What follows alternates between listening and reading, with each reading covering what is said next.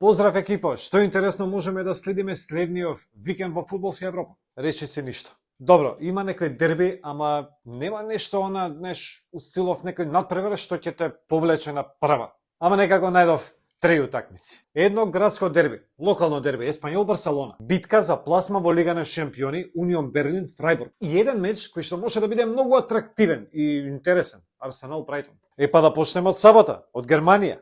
Унион Берлин Фрајбург. Еден од овие два тима ќе игра во Лигата на шампиони следната сезона. Кој да биде тоа? Ќе биде големо изненадување. Ама во исто време нема да биде незаслужен. Двете екипи се одлични сезоново и дома и во Европа. Табела, четврти и пети, со изброј на бодови по 56. Леверкузен е шести, ама нема шанси да ги стигне. Така да, кој тепа на овој надпревар, следната нога е во Лига на шампиони.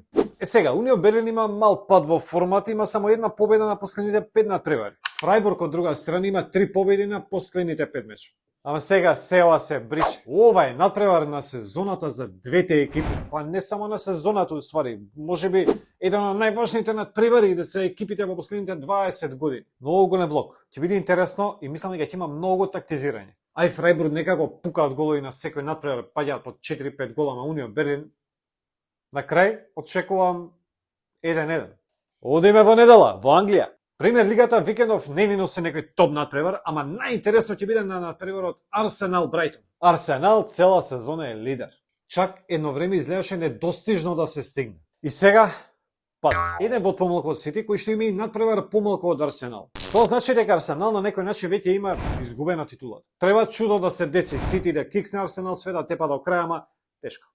Добро, сега по серијата на киксови врзат 2 победи во низ, ама мислам дека касно. Брайтон, нивната борба е за излез во Европа. Имаат топ сезона и бркаат пласман во Лигата на Европа. Иако и со конференциска лига ќе бидат задоволни, мислам. Значи, до пред некое коло има битка за пласман во Лига на шампиони. Ама она што им се деси неделава против Евертон е катастрофа.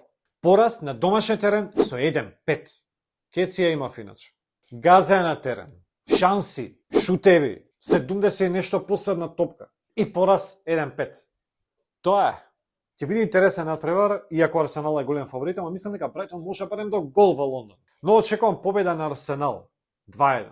Трет меч, дерби на Барселона, Еспанјол Барселона. Јулма, сега ќе кажете, кај го најде овој надпревар, жити се.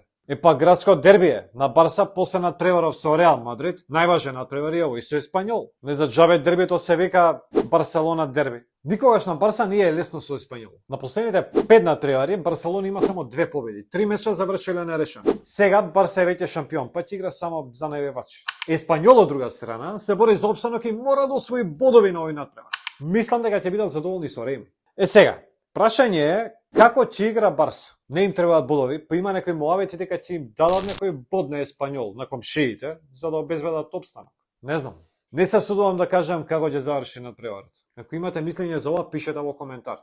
Па тоа е за овој викенд. Ништо посебно, ама доста интересно. Не заборавајте да притиснете subscribe на YouTube каналот BMG Sports и да не заследите.